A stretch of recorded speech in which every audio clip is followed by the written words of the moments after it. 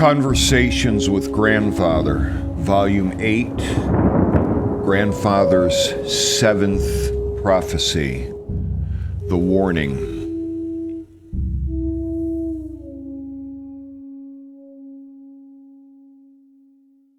Going into this prophecy, I knew it was coming, and it just, at the best of times, it gets me into a vile mood, to say the least, a very depressed mood. Because in that warning prophecy, it contains a hidden meaning that does not sit with me all that well. When I look at that warning, if you look at the sixth prophecy, the preparation in Exodus, those years that the children of the earth must flee to the wild places, it is during those years that this warning takes place. You see, the funny thing about this seventh prophecy is that, as I said, in the four major beginning prophecies, it's going to appear basically between the dawn or the night of the red skies, wherever you're located on this planet, and what I call the Armageddon. And unfortunately, like I said, it's a prophecy within a prophecy, in that there's going to be those that escape to the wilderness. And it is those that this warning becomes applicable. Because out of all of those who escape, Grandfather said that most will perish. Now that's pretty frightening. You figure out of all the true children of the earth that are going to escape into these wild places, that are going to heed the warning and get out of Dodge, that most will not heed this warning at hand, this prophecy. And this prophecy is, like everything else, a probable prophecy.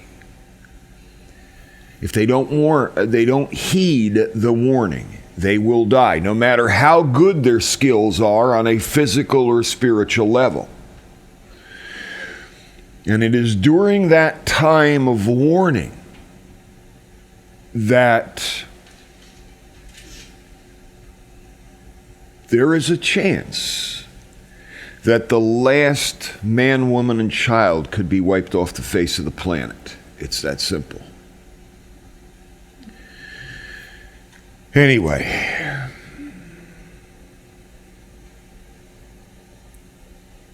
I'll expand upon that a little bit later, but if that happens, you can understand my anguish, my pain, in that all the work Grandfather did, all those thankless years of wandering and searching away from his people, all of the students that I taught, and those students reaching out and touching people, all of that work would have been in vain, would have been a waste of time.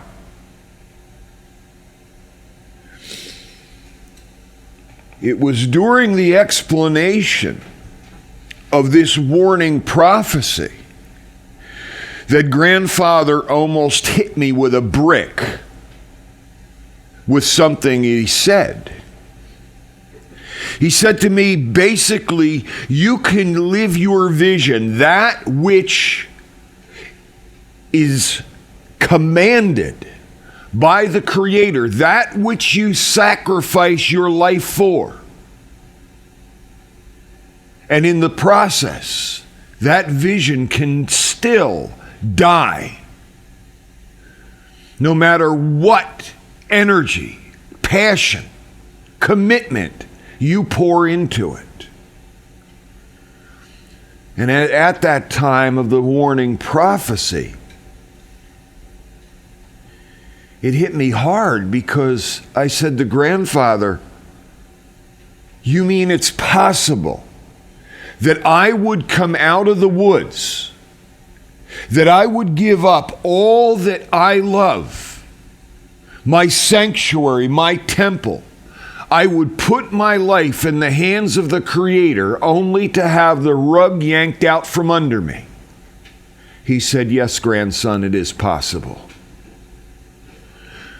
Because he said, if it wasn't possible, then we would not be given a choice.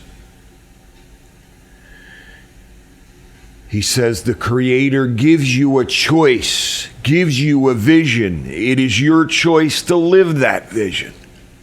But there's many other choices and things going on around you that you have little or no control over that could destroy that vision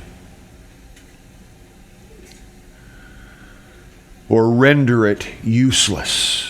And if that warning is not heeded that grandfather set forth, then all is lost. You look back on a string of wasted lives. I want to reread those 4 days of silence just to reiterate a point but expand upon it. I said grandfather spent the next 4 days at the cave entrance, though for those 4 days nothing spoke to him, not even the earth. You see, that first sentence, that deals with the silence that I am talking about. You know, and in a way, when grandfather began to reveal this 5th, this 6th, this 7th prophecy / warning, I was disappointed. Why? Is because I was expecting the warrior spirit to visit him again.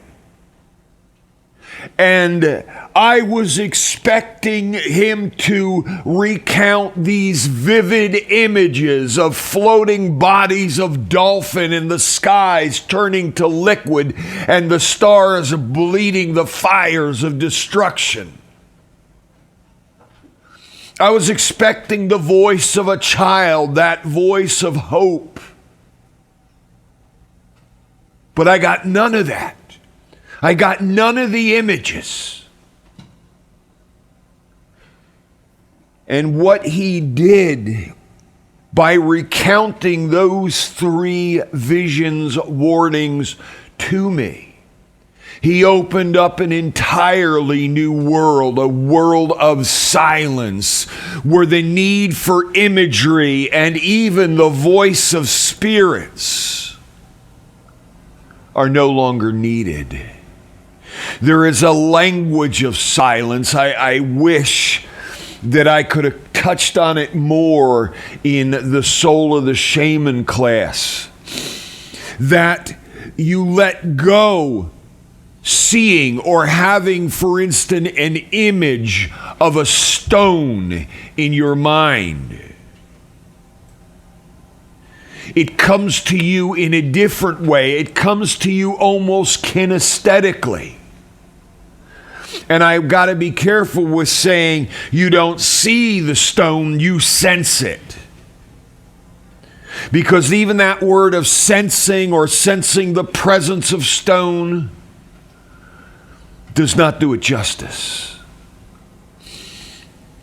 When you say sensing a stone, that kinesthetic approach, that is so outside of self.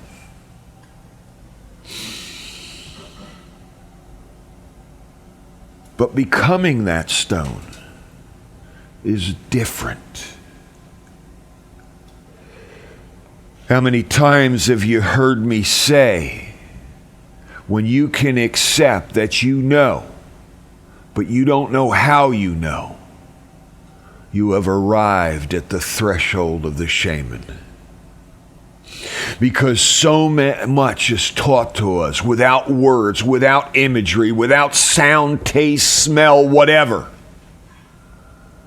So much is taught to us without sensing, without inner vision. And it is that place of silence that grandfather sat within for those 4 days. And he said nothing spoke to him, not even the earth. And that referral to nothing referred to things outside of himself. Because he goes on in the next sentence and he says, he said that it was a time of great sorrow, of aloneness. Now that sorrow, that aloneness, that isolation that grandfather spoke to me of,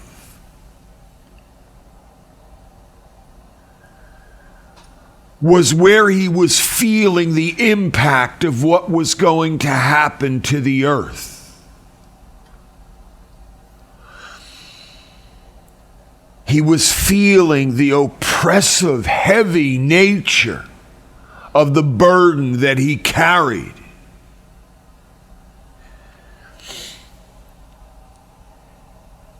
I often think about that. It's like people are sitting at a table. And underneath that table, there is a time bomb ticking. And you don't know when it's going to go off. You're the only one that knows it's there. You can feel it ticking. And you're trying to get people's attention. There's a bomb underneath this table and nobody's listening to you.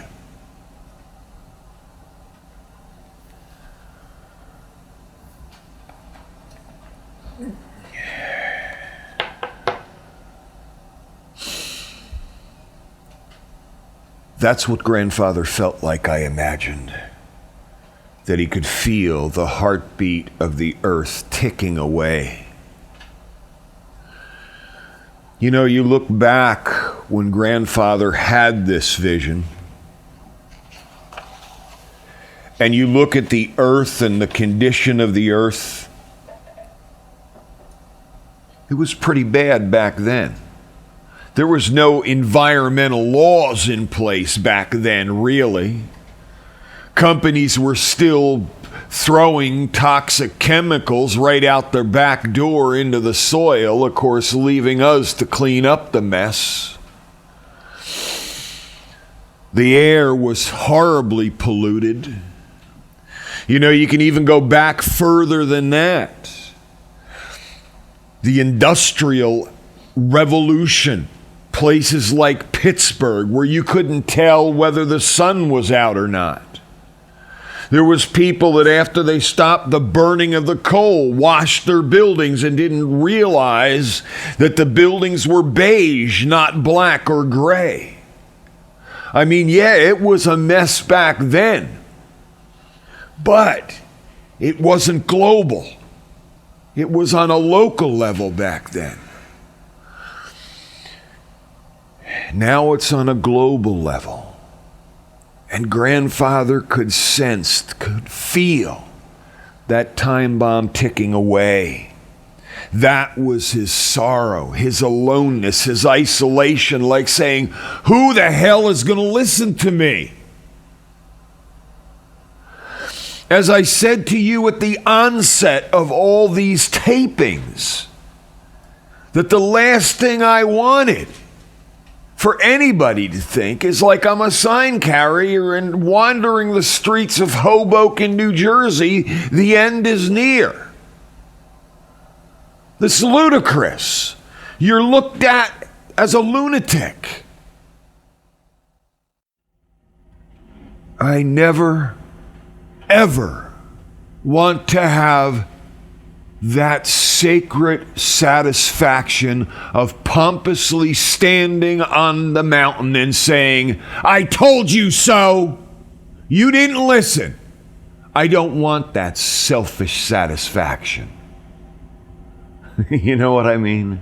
I want us to make the right choices. I want to see this slow, methodical transition into healing the earth, this decision which we stand upon right now, where polar bears are dying, diseases are running unchecked. I want to see us make the right choices, and unfortunately, our track record as a planet is not very good. We have environmental issues stretching back so many decades that long ago needed major surgery, and all we do is offer a Band-Aid. Oh yeah, we've closed up the holes in the sky. No, you haven't. You've diminished them. You haven't closed them. That was a simple one. Get rid of the fluorocarbons.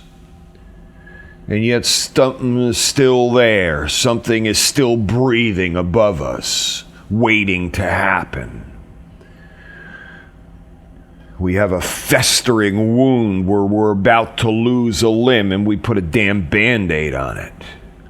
No, our track record is not that good. We look at our vehicles now, our hybrid cars, our this car and that car. Not good enough. Not good enough. Too little, too late. It's the second part of that sentence. And a time to digest all that had taken place. Grandfather did not choose those words flippantly. He purposely used that word digest so that my attention would be caught. Because I remember him as I close my eyes to this day when he said, it was a time for me to digest. And he paused for a long time, letting that last word, digest, hang in limbo there for a moment, waiting for me to catch what he was really saying. In other words, what he was saying is to digest all that had taken place, is that he was taking it in. He was bringing it to the core, the purity of the silence within him. That silence that is sacred, that place of silence,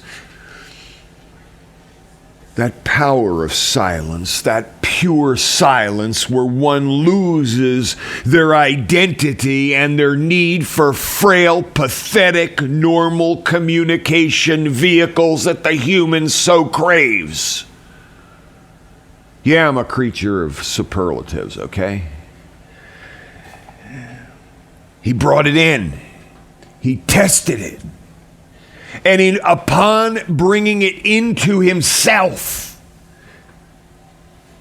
he not only made it his own, he not only made it his mission, he not only expanded his vision, but he surrendered to it. He surrendered his life to it, his will to it.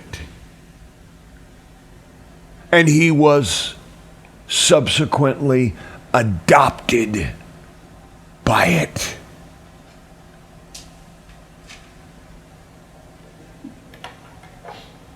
And by saying that, in that one word, digesting or digestion, he became the prophecy.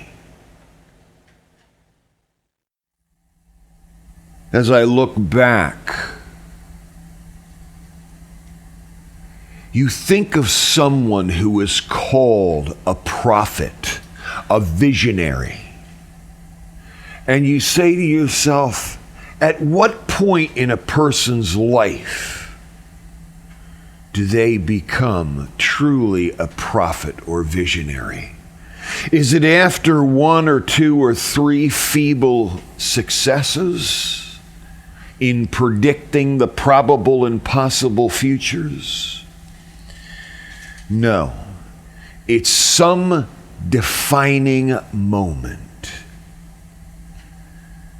Some powerful epiphany, which you know beyond a shadow of a doubt, no matter how bizarre or abstract or convoluted or what's seemingly humanly impossible, you know it can come true. I think in those 4 days, that was the transition. Grandfather went from scout and shaman to visionary, because that was one of the most powerful visions of his life. And when he surrendered completely to it, knowing that it could very well take place, then he became a prophet, that visionary. That was that defining moment.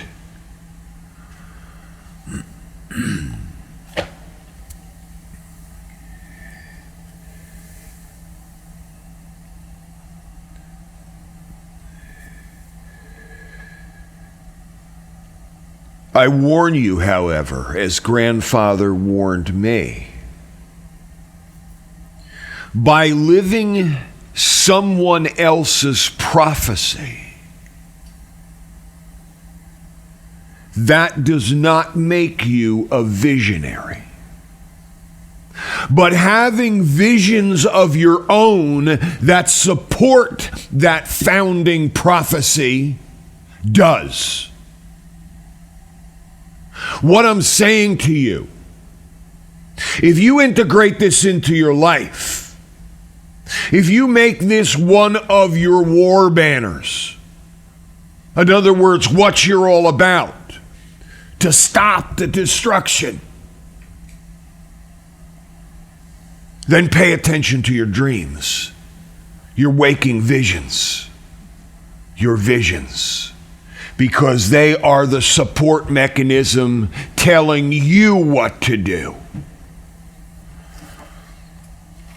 As I said yesterday, when grandfather said, "So make no concern about these things. For a person living beyond his own spiritual selfishness, the way will become clear." Because the one thing that people are left holding, searching for, is how can I be part of this? How can I make a difference? I can't tell you how to make a difference, my brothers and sisters. You are the only one that can tell that. The Creator is the only one that can tell that.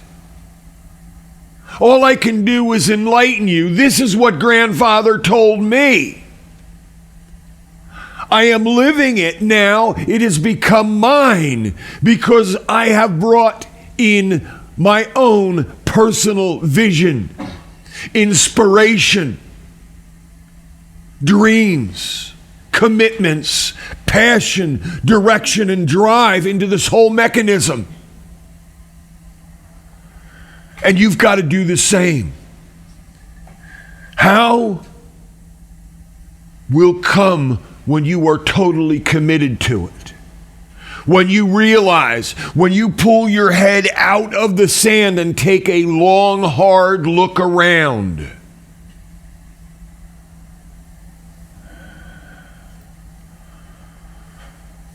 That's when it becomes yours. That's when the way will manifest itself. What you can do to make a difference, to make a change. But all of this first must be internalized, digested in the same context that grandfather digested it.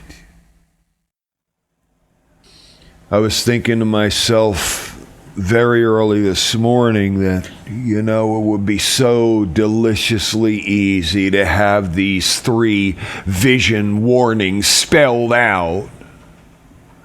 Let some spirit or child spirit or warrior spirit or imagery that grandfather had in the 4 major visions of man's destruction come through in the mix, but it isn't there.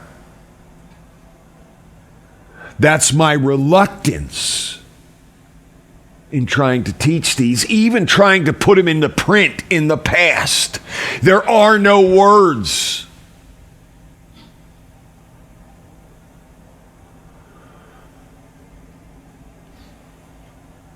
People don't accept someone's saying, I feel stone. Or I sense a tree. Far less expand that to some kind of usable physical communication.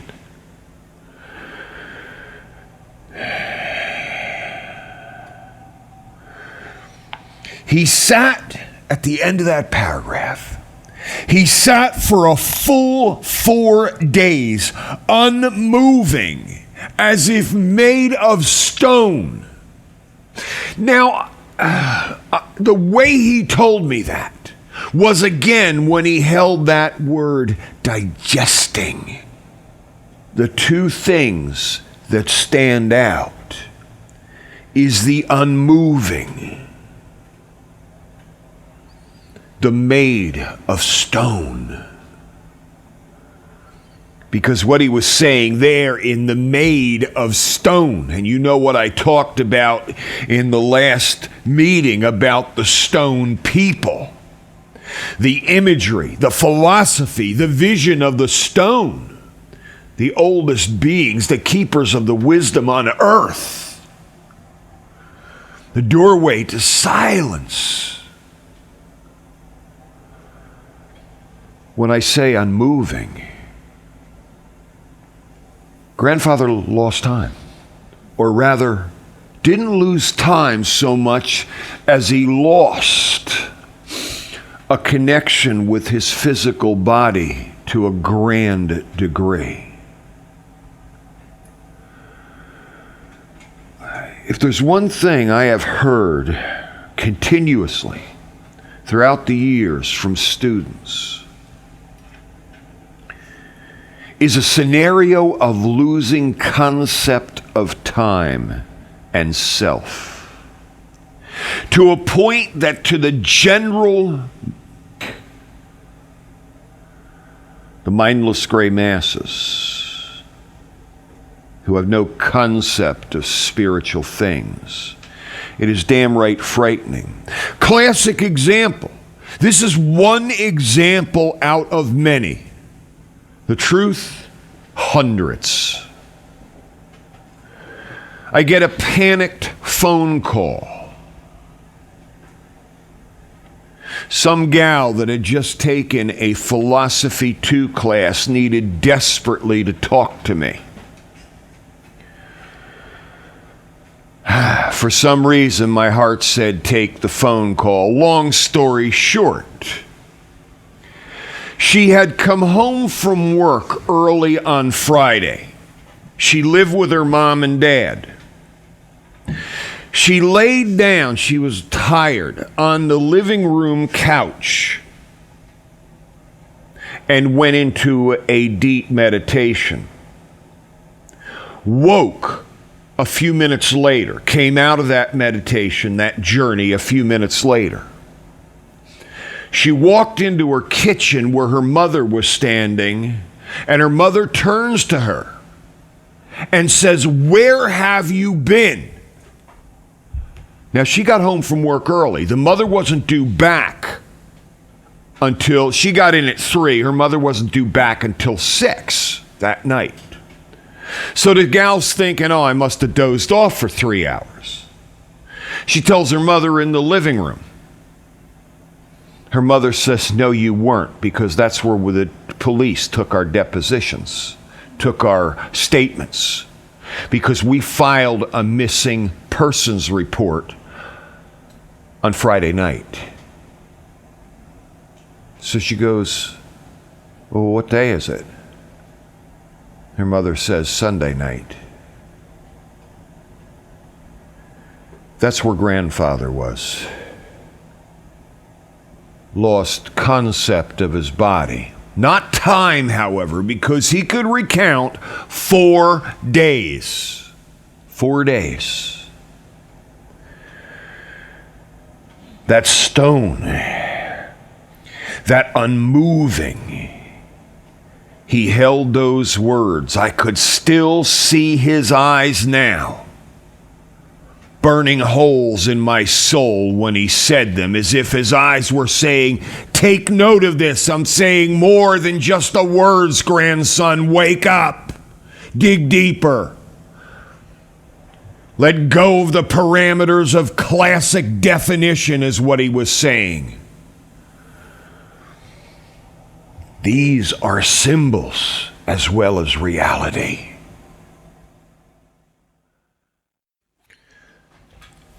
It's been a problem of mine in that I don't know where to place this small piece of the puzzle I'm going to give you, and I kind of held off to this time of the 7th prophecy, the warning. And yet part of me, I could have placed this back in the preparation when we dealt with the concept of learning, of mastery. But as you'll see, it can fit in either place. It can fit in either place. You know, grandfather said to me that long ago, the people of the earth would inhabit a certain region. And the elders, the medicine men, the medicine women, the herbalists and hunters knew everything in that area. What plants were good for this, what plants were good for that. You know what I mean? Where to find game, the patterns and workings of game and how they move on the landscape. They had a general map of the area. But grandfather said that once they left that area, though most of them could survive, they could not survive as well as if they were in their home area. For instance, when they moved the Apache people and put them on reservations in Florida, those Apache people did not know what plants were edible or medicinal, where to find animals to use as food. It would be like me and you going to Mars, you know? So grandfather said he realized this when he started his wandering, that his tribe migrated certainly all over the place. They went from pine forest to mesa to desert, you know, and all kinds of places in between. He thought his knowledge was extensive until he began to wander.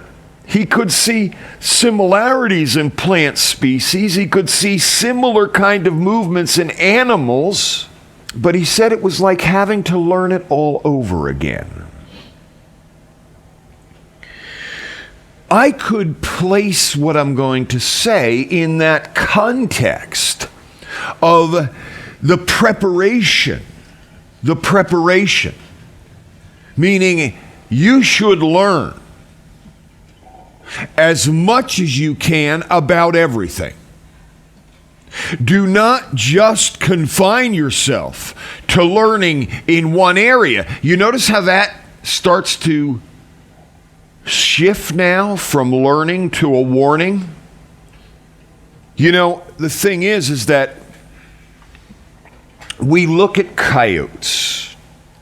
Coyotes at one time, and you could almost say the same thing with the white-tailed deer population, but coyotes at one time were limited to where their territory was. You know, what part of the United States they inhabited.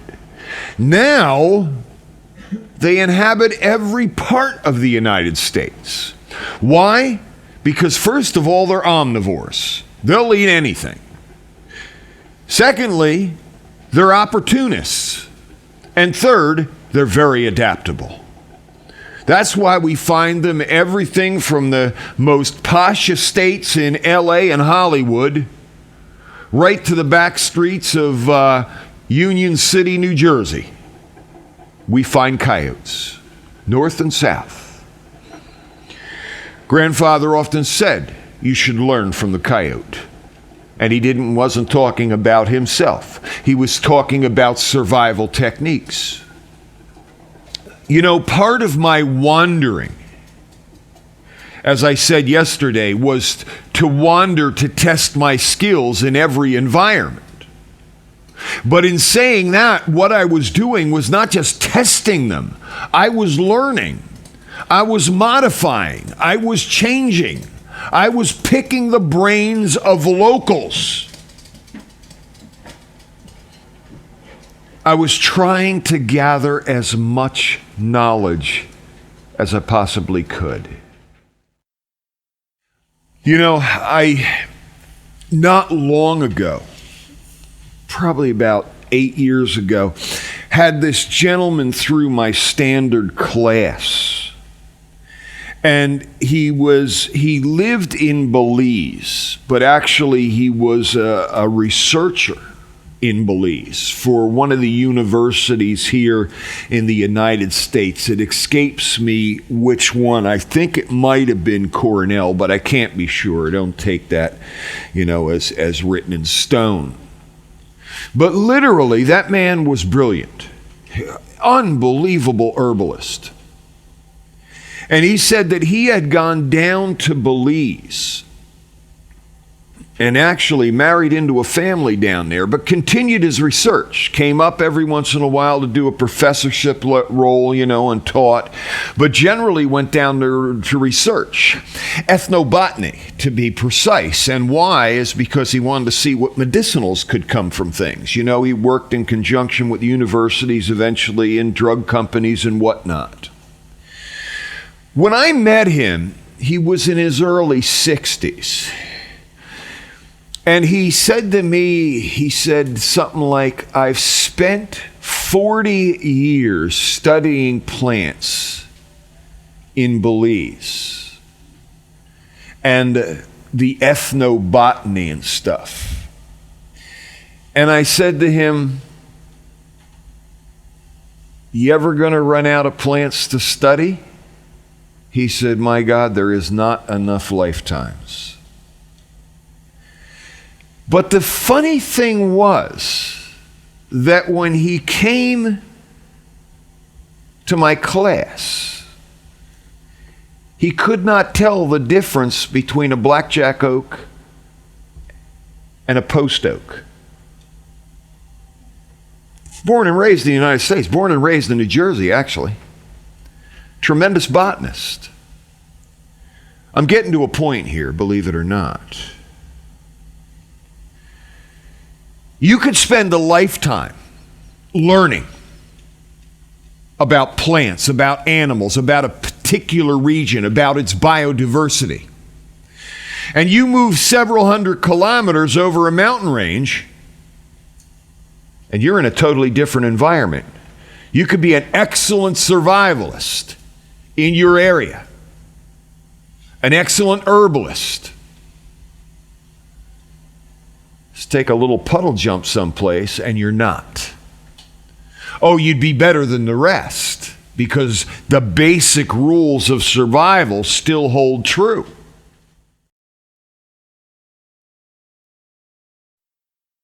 So grandfather's warning was in two parts, and that's why I hold it to here. Part of his warning was, yes, I could have put it into the preparation. Learn as much as you can, as fast as you can, in as many areas as you can.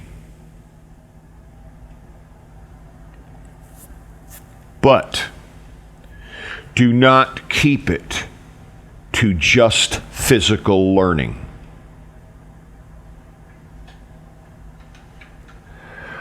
One of the most powerful classes that I've run in plants was when I could get a class to go, and some of you might have been in it, to go up to a plant they did not know the name of and sense if that plant was edible, medicinal, or utilitarian.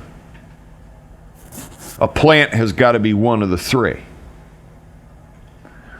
Because even the most highly toxic plants happen to be the most highly medicinal if they're cut properly. Not only did those students, most of them in that class, were able to do that, but they were able to mix medicines, mix plants for particular patients using that same spiritual sensing approach.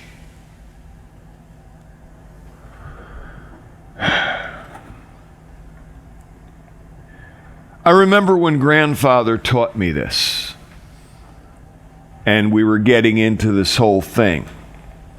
We get to this place where there was an old homestead, and there were these crimson red berries that I'd never seen before. And grandfather looked at me and said, "Are these edible?" And never asked me if they're medicinal, which they also were, but I said yes. He says to me, "Can you eat them raw?" So I sensed it and I said, "Yes, but only a very little bit." And he says, "Why?" And I said, "Because if you eat too many, it'll cause stomach cramps and diarrhea." How did I know that? Because I could feel it. And then I sensed again. I said, "But if you cook it, you could eat a lot more." So he smiled at me and said, "If you're so sure of yourself, then take one." So, man, that was like a struggle between me and taking that berry, because these things look damn right lethal. You know what I mean? Damn right lethal. So finally I got a hold of it and took it and bit into it and didn't die, and ate it and ate another, and sensing how it felt when it went down. And about an hour or two later, I'd completely forgotten about the berry. And we had wandered off by that time, you know, and he never mentioned it again until later on. He said, "So I guess your sense was right. I taught you well." I looked at him and I said, "Wow, so the plant is edible?" He says, "Yes, grandson." I said, "What's the name of the plant?" He said, "Edible, grandson." In other words, names didn't mean crap to grandfather. You go up to a plant You sense it in the deepest realms of sensing its spiritual presence and the medicinal quality and how to prepare it and what it will affect. It'll tell you how much, when to take it, how to take it, when it's the best. So what's the name for? Was what he was saying. That's the warning. Learn how to do that. Learn how to do that.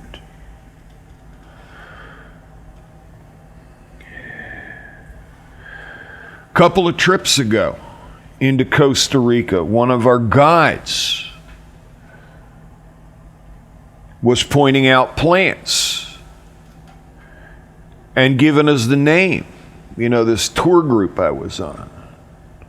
And he hated me. This one guy, we only had him, thank God, for a day.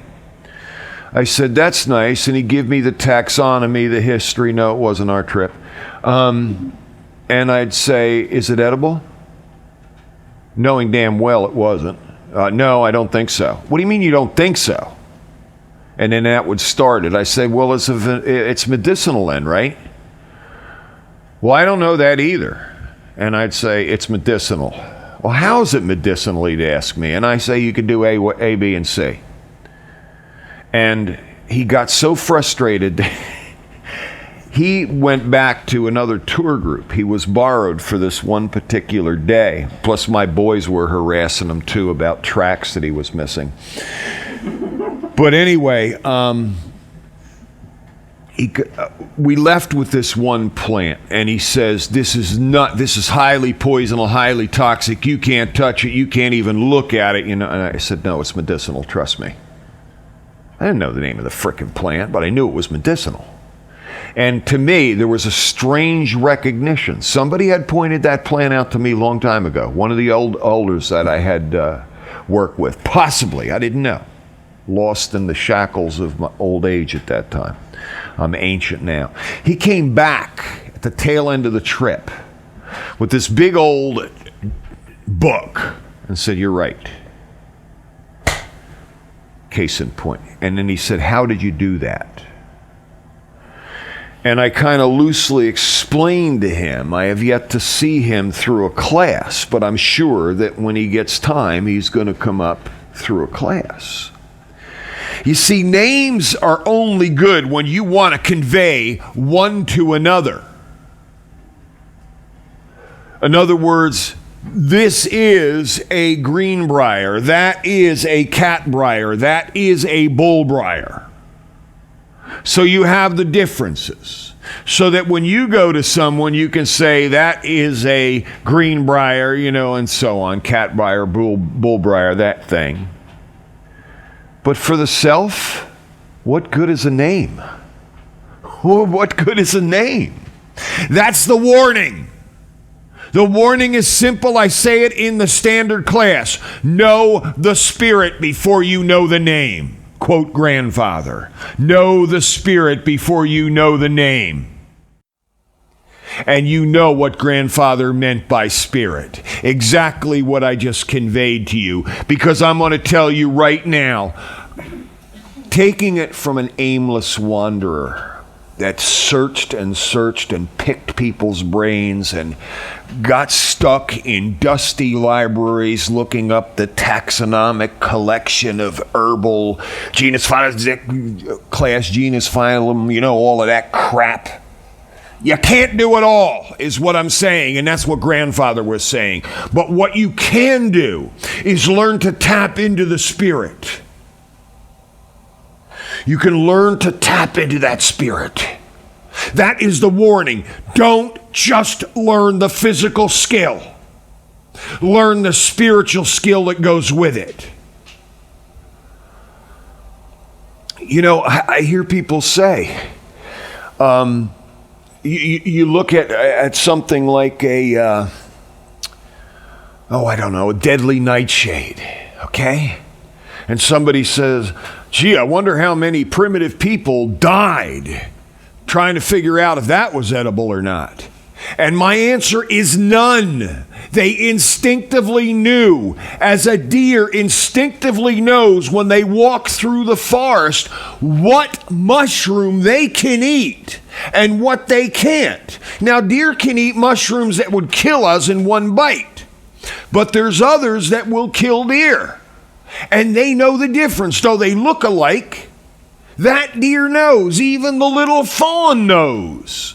Like I tell people, if a doe is killed by a car, leaving a fawn that is about just at the tail end of being weaned, that fawn stands a 99% chance of survival. And it isn't because the Great Spirit sends down that book, a Peterson Field Guide to the Edible Medicinal Plants for Fawn. It's because that animal has instinct. We have that same instinct, but it's been overshadowed by training,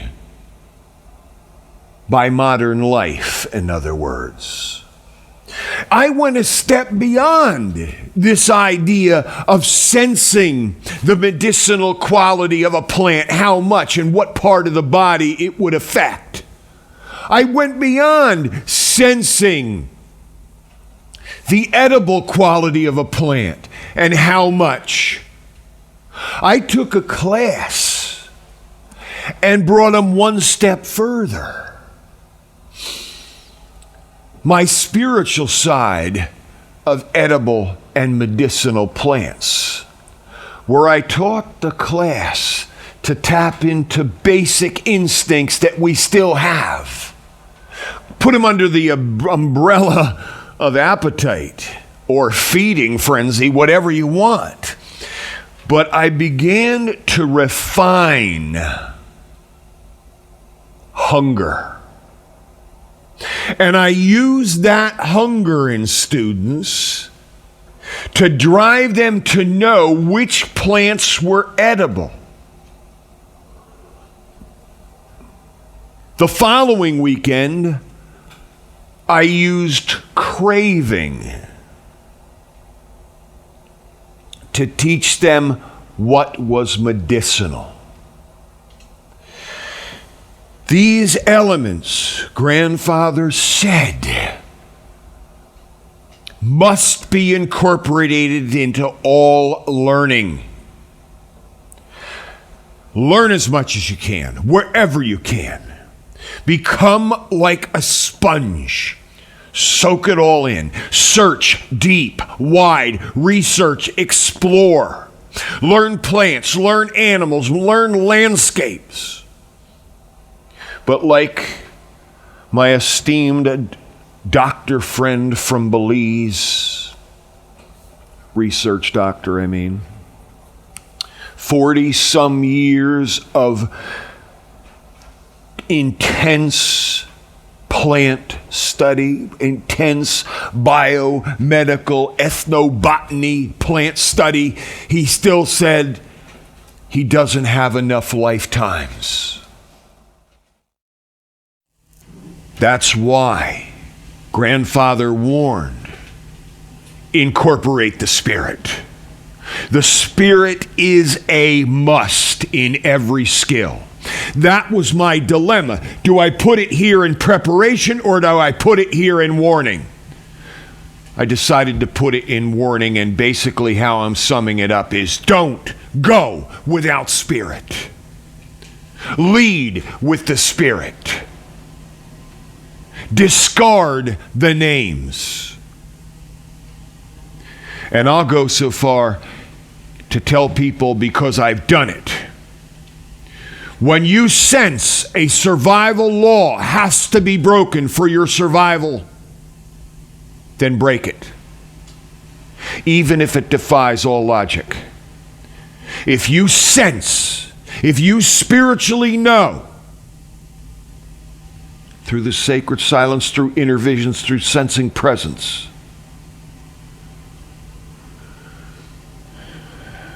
then follow that instinct. Because I believe as a man or a woman or a child walks into a new area and they surrender to it, their instincts begin to take over. Grandfather never told me, grandson, when you get to the rainforest and the jungles, build up, build off the ground.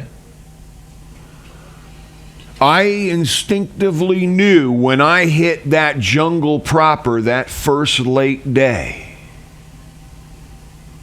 and I thought shelter location, instead of looking around like I normally would for a debris, piles of debris or a ridgepole or whatever else for a debris hut, I realized I'm not going to need these things. It's rainforest, it's warm, it's tropical. And it was unconscious. Instead of looking down, I was doing this. Where are the tree clumps that are growing like this? And in short order, I found one of those collections of trees that had grown together like hands, and that's where I made my nest. I knew exactly how to collect the debris to meaning insect-free. I knew exactly how to erect an awning. I knew exactly how to keep any creeping, crawling things from getting up the trees that supported my structure. Much like the collars they have on ships' ropes to prevent the rats from getting up into ships. Follow your instinct. Follow your spirit. Sense the answers for which you seek. Let go of the names. Names are meaningless sounds.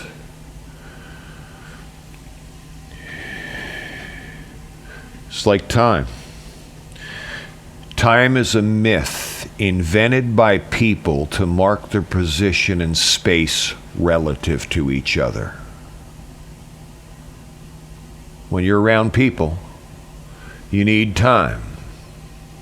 I'll meet you back here in 30 minutes. Kick back a few hundred years. I'll meet you back here at high sun. It's still time.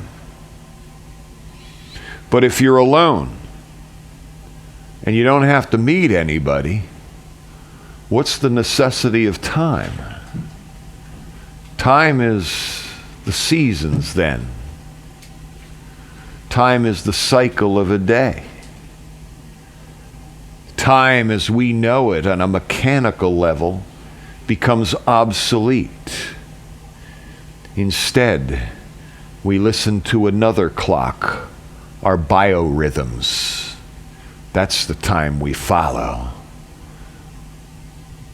Like craving, like hunger, the biorhythms tell us when to sleep. Just like if you were wandering the desert and you were being led by your spirit, your instinct, you would sense a need to sleep during the day and travel at night. So a part of the warning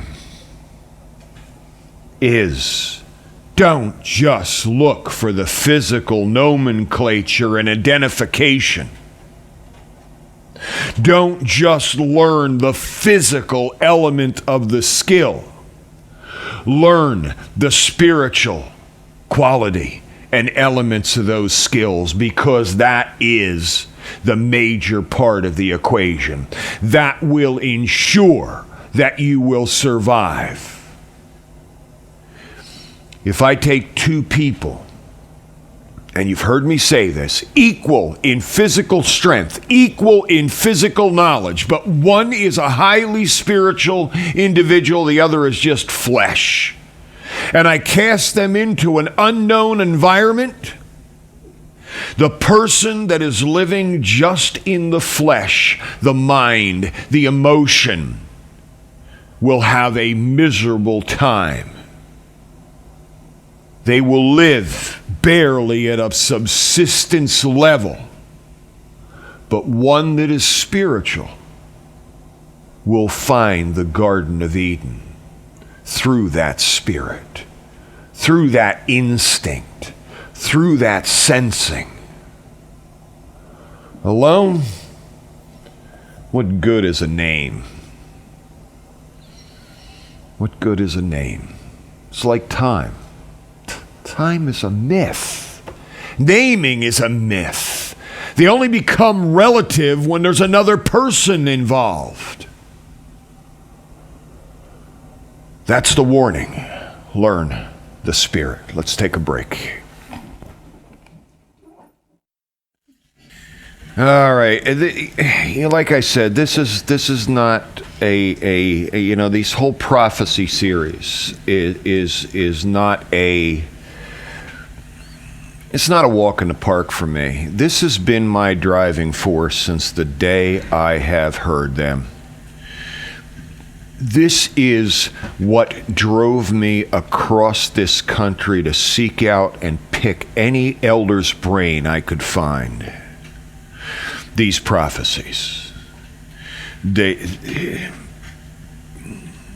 come before anything, the saving of the earth. And to recount the nitty-gritty, and I say that kind of like, yeah, if you only knew. I mean, I could expand any of these damn areas to the nth degree.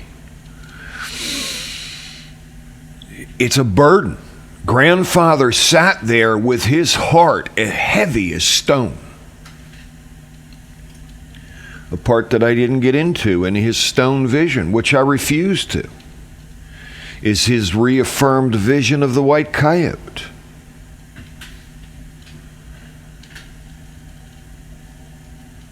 But it's not a pretty picture. It isn't. Because, it just seems at times so hopeless.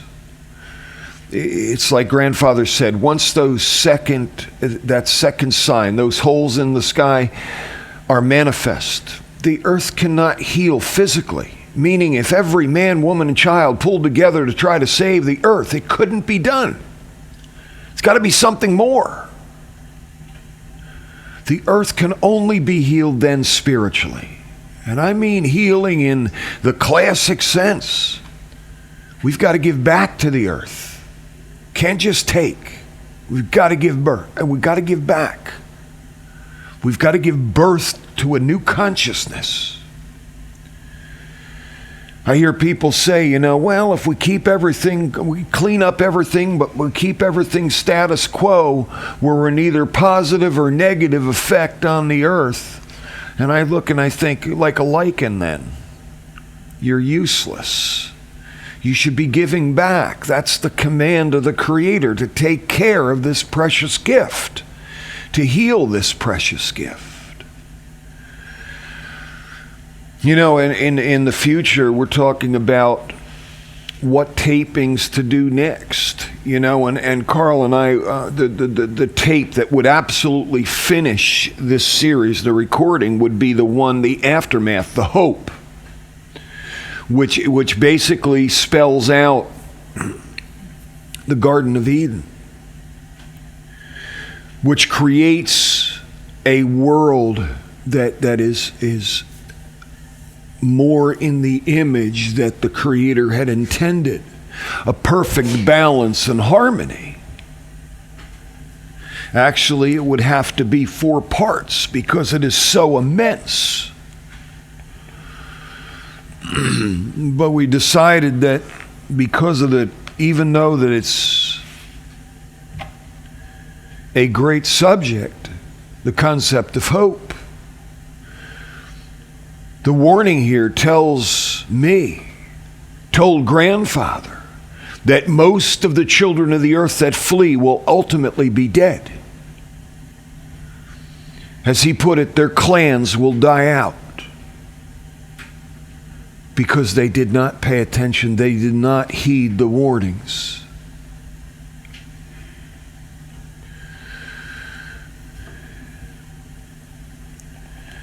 I can't wait sometime in the near future, and of all people, my brother and several of our childhood friends, mostly his, want to do a taping where we put like 8 to 10 of us in the same room and talk about grandfather. Because a lot of Jim's friends, a few of my friends, a lot of my friends too, knew grandfather, came back with me in the woods at one time or another and were touched by grandfather. I had a couple of them through standard classes. And they said to me, Jesus, Tom, if only I had listened to you back then. And we're going to sit around and do a taping of just that conversation. People who knew grandfather outside of me. That kind of first-hand experience from their perspective. Here's kids that both my brother and I grew up with, Jim included, that had that opportunity staring them right in the face. And it's kind of neat to listen when we get together, the rare times we do, to their conversations about that. We're thinking of putting it to tape just for the hell of it. Just for the hell of it, because there's some funny stories. I mean, hilarious stories.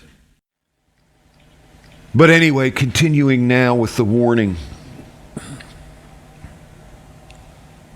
Because it is in this warning that the seeds of hope will be planted.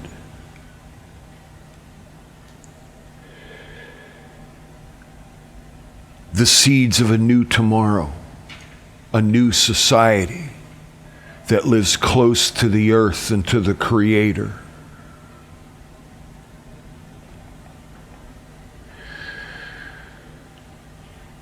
Grandfather said, and when he said children, he meant anybody that is fleeing the inevitable, almost inevitable. He said to tell the children to not let greed and convenience rule their lives. Make their decisions. Because it is on that path of greed and convenience that will set the cycle all over again.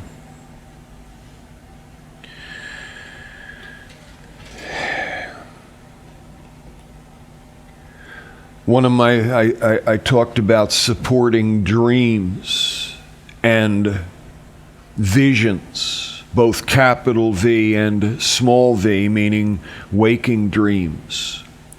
And when grandfather talked about the greed and convenience, and I thought to myself, this conversation came from the tail end when grandfather said, the Spirit said, the children of the earth should never go back to society. He wasn't just talking about returning to the cities, returning to the suburbs. He was talking about returning to that way of thinking. But he was also talking about the physical returning. And why is simply thanks to my brother, because I never understood. I always wanted to go back and play in penthouses and throw, corpses off roofs or whatever. I have a flair for the dramatic.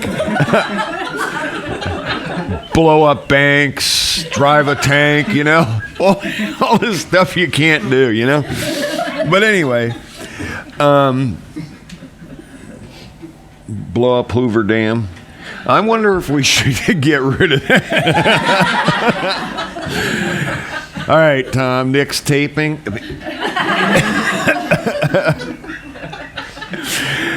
Anyway, and Jim said, Tom, it's that simple disease. Disease, that little vector disease. It's awful ironic that in one of these supporting prophecies, and that's what I mean, I could go off in the left field. Just the things that will survive along with us, grandfather said, is our vermin. Cockroaches, rats, all those things that love to be around humans, they will somehow, most of them, survive the Armageddon of disease, and they will become super beasts, super carriers. So our enemies are not just the roving bands of people hunting other people for food, not just the little microscopic wind-borne elements of spored diseases, but also the vermin. We can't go back to the cities, just like you can't trust opening a 4,000-year-old gravesite pyramid style and not unleash something into the atmosphere that hasn't seen the light of day in all of those years. We can't go back. So here comes this supporting vision. I'm having an argument with somebody, a vicious argument. That person has in their hands a steel crooked knife. And we're working on bowls. And I said, you can't use that. He said, it's Native American. I said, no, it's not. The crooked knife that you hold in your hand is the steel. The crooked knife the Native Americans used was the jaw of a beaver or bone or stone. Not that. So I'm arguing with this person to get rid of it. Get rid of it. It may seem innocent. It's just a crooked knife. But it's that convenience. I can make this bowl faster. And I tell them, you might be able to make that bowl faster, but you cannot make it better. So beware of the greed and convenience. It is all too alluring, all too seductive. And keep in mind that it is dark side driven. It is driven by darkness. Because that greed and convenience comes from the darkest places of a person's soul. If we're truly a caretaker of the earth, we cannot be greedy. We have to take care of the earth and the children of the earth, our clans, our tribes. Grandfather also warned, be very aware of the presence of darkness, of evil. Because he said that no disease, no upheaval of the earth will destroy that darkness. It is always there, hidden, waiting, alluring, compelling, very sensual. Like Grandfather said, I never met an ugly witch. And that meant if evil showed its ugly head right away, no one would flock to it. But he said, beware, it will not be destroyed, because it feeds on the pain and anguish and destruction that the dying societies of the earth are then living. He said, beware of the power hungry, for they are but false leaders. There is always this compulsion that when people are cast into a true survival situation, there is this struggle for supremacy.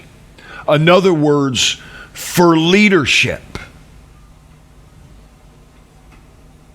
There's always those that lust after that power, that somehow exalt themselves. And oftentimes, that leadership is based on brute strength rather than on wisdom and spirituality. And it is that lust for power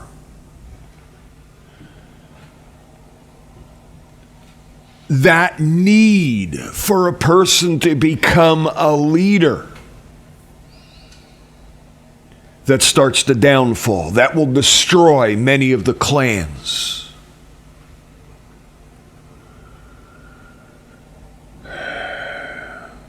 Counsel is better than an individual leader. A democracy.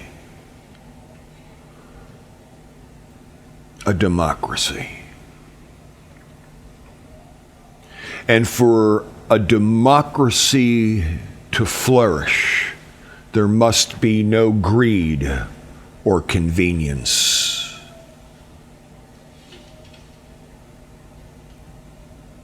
That's why I love that basic rule a person learns about healing or doing in spirit with a purpose beyond self. Where if you're a member of that council, what you do is beyond self. That's why the honorable thing to do is if a council is making a decision and you stand to benefit from it, you should back away from it.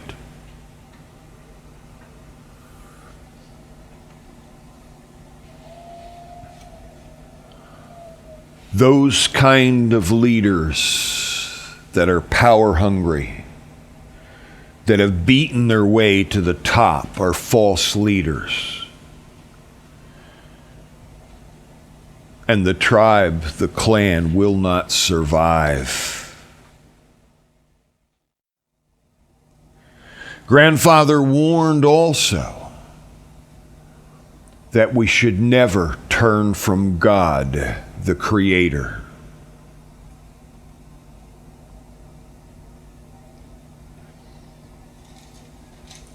That the Creator should be our guiding force.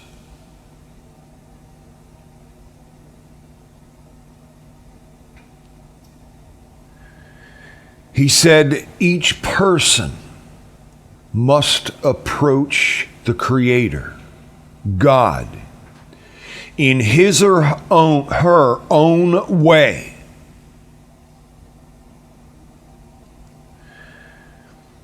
The commandments are carried in the heart, not written in stone.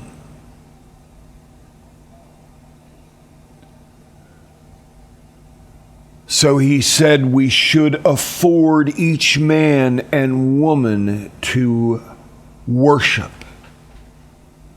as their heart guides them to do. Not by following some archaic religious doctrine.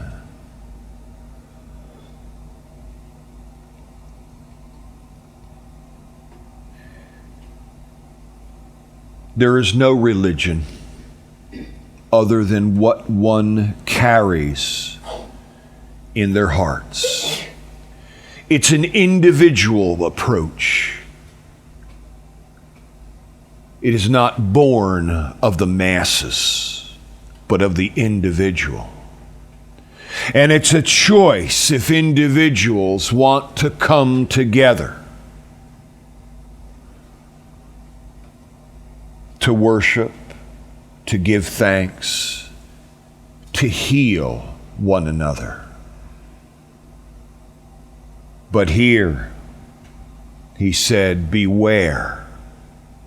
For the same holds true in the religions of man that holds true in their government.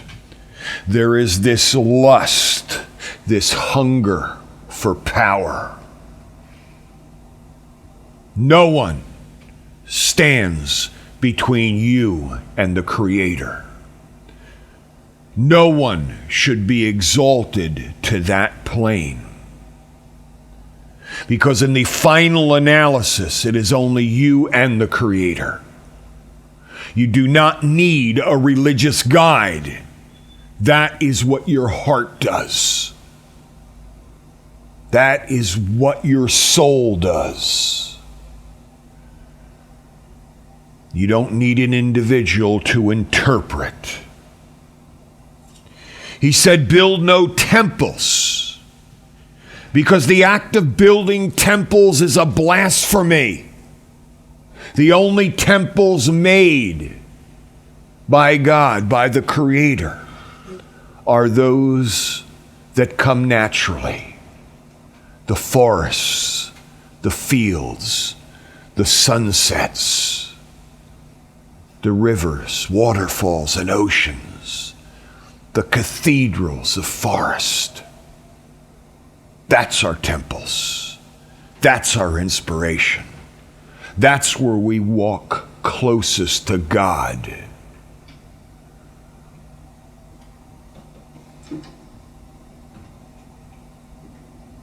Nature is so much smarter than we are. Every element out there must obey creation's laws. And the punishment for not obeying that law is death. So they obey the law.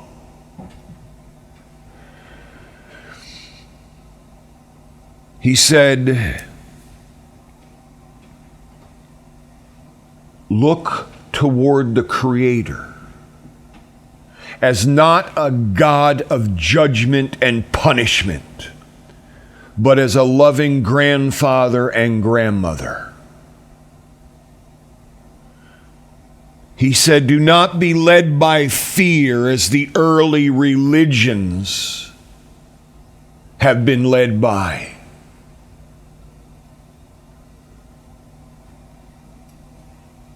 Fear of punishment.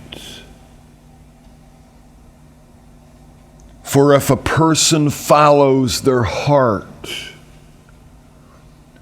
they cannot do wrong, providing that heart is free of greed and the lust for power. He said, do not inscribe in any way religious doctrines that you want others to follow. Because whoever writes that religious doctrine is taking away the right of that individual to follow his or her own heart and vision. You remember I said in a philosophy workshop that no one, absolutely no one, can interpret your dreams or visions for you. They are highly personal, like your fingerprint. And I do that illustration where I ask 5 people, imagine in your mind a black snake coiled on a rock in the sun. Now come up with that image in your mind.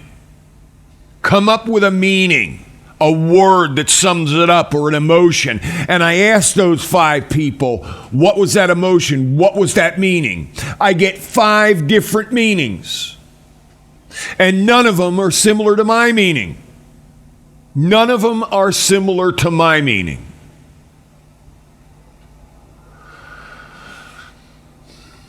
How could I possibly interpret that vision if someone had a vision of a black snake coiled on a rock in the sun? No. Grandfather said, teach not the laws or enlightenment. Teach instead how to get there. You understand what he's saying? Don't tell somebody, do A, B, and C.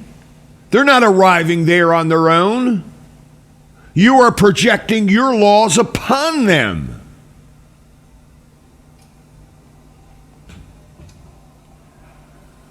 Instead, teach them how to find their own laws, their own enlightenment, their own codes of ethics.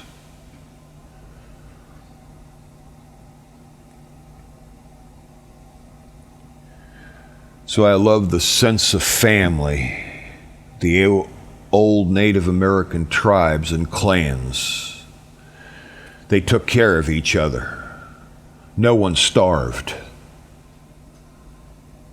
When the hunters came back, the best pieces of venison, meat, whichever form it took, the best of berries, roots, and tubers that were collected were given to the elders or the families who had lost loved ones. Oftentimes, grandfather said that the very hunter would go hungry so that the rest of the clan could eat. Such was their dedication and compassion. For to eat, as grandfather said, would be a disgrace and would not be enjoyed when others starved.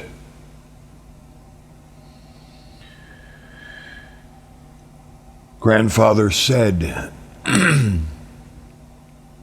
that we must move toward a real sense of family-based community. And anything that takes us off of that path should be discarded. We should also strive for an individual approach to the Creator. And anything that takes away the individual approach should be discarded.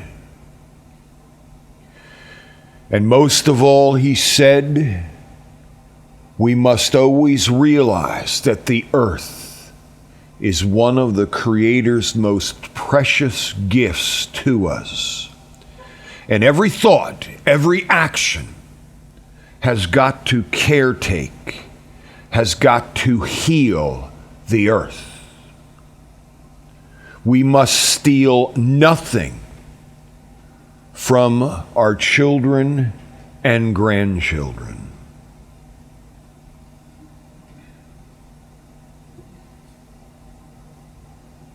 That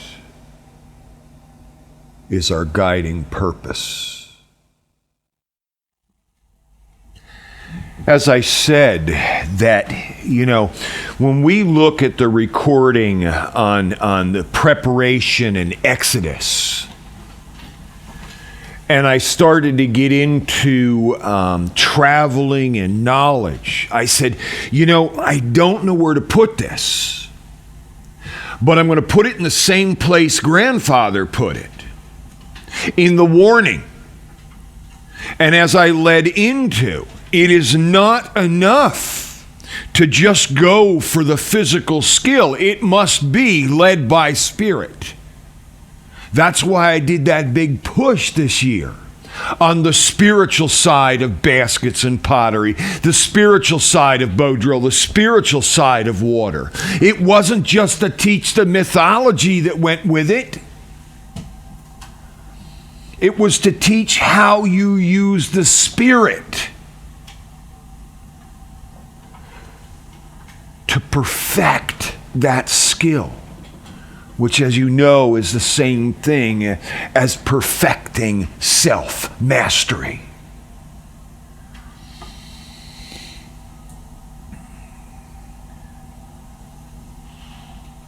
So it's still in my mind, and I know that it was the same with grandfather, that it kind of seesawed between preparation and warning. Because if we don't prepare. Meaning, if we don't teach people properly, then we're going to lose most of the children of the earth who take that exodus from the destruction of humankind. You know, you get thoughts of people sitting around a campfire, and somebody says something like, gee, I would love to taste such and such again. I haven't tasted that in... And the other person says, well, you know, there's that old grocery store that was bombed out, you know, maybe they have a can of it in there. You know, you see this conversation starting? You know, that greed thing I talked about, this is another name for selfishness. It's another name for being self-serving. It's another name for instant gratification. What are your motives? You know, I love that show that was on. It came up again. I had mentioned it a couple of weeks ago. A World Without Man. You know, I can't remember the title, but it shows what would happen to our entire infrastructure if you took humans out of the equation. And you watch how quickly these magnificent mansions are rendered to a pile of insect-ridden rubble. And they, of course, they do it on a computer. And then that rubble turns into a small mound on the earth. Flowers grows, trees, and there's deer feeding on top of it. To watch that computer enhancement of the Eiffel Tower collapsing, the Empire State Building, Broadway and Fifth Avenue at the converge there turning back into these hilly little valley with a stream running through it. You know, we think of all the crap that we strive for. And how with 100 years, it's gone.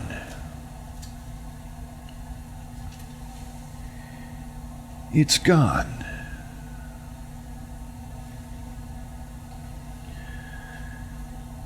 It's like that old biblical saying, put up not things for the self that earth and dust, rust and dust doth corrupt.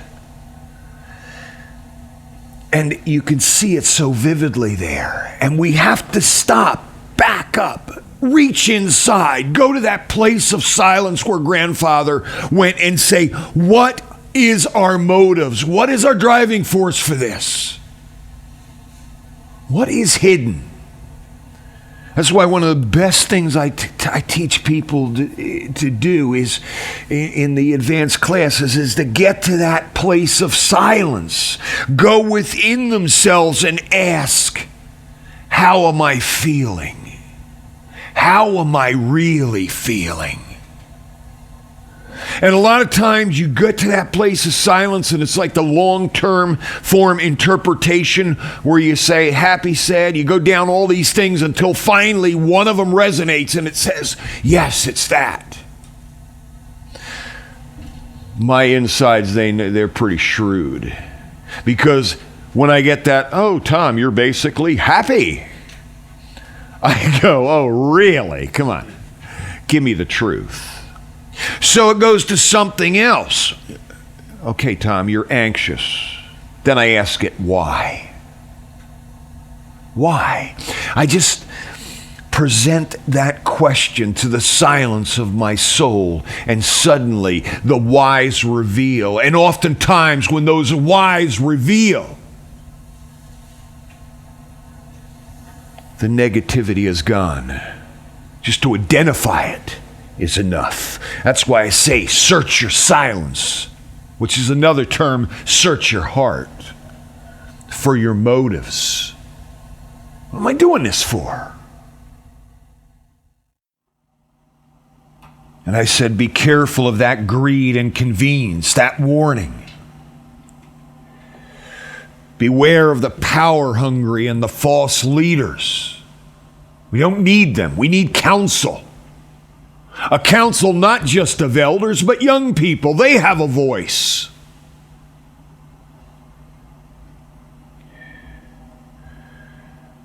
Beware of the turning from God. Follow the commandments of the heart, not those etched on parchment.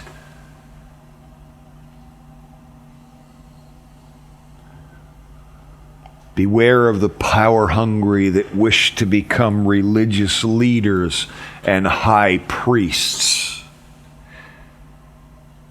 There is nothing that stands between you and the Creator. Nothing. There is no one more powerful than the other. Each speaks their own truth. Each follows their own vision, not some dusty, archaic religious doctrine that has outlived its usefulness. Do not teach the laws or enlightenment, but lead people to it. Show them how to get there. Only they can become enlightened. They can't become enlightened from you because you've sought your own enlightenment. I remember walking in a couple of years ago to this cathedral.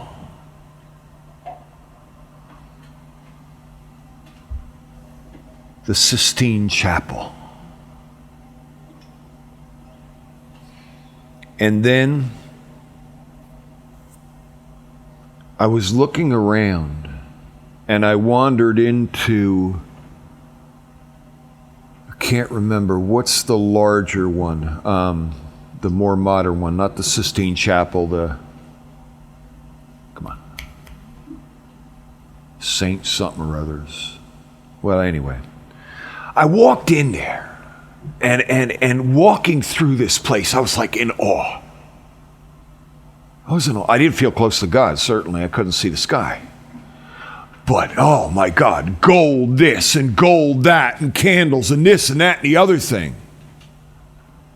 Electric candles now because they destroy Michelangelo's paintings.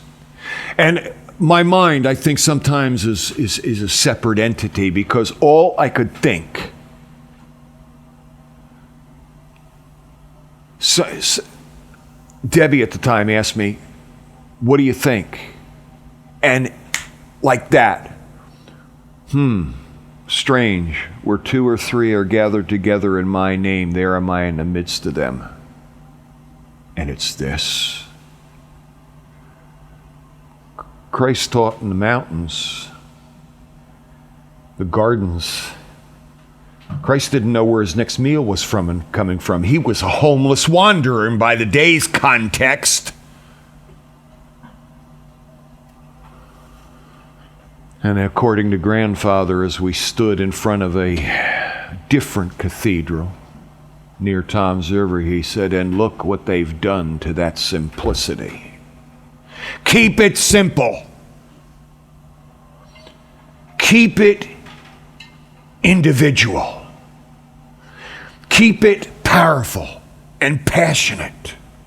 Cherish the Creator's gift, the earth. Take care of it and heal it. Give back to the earth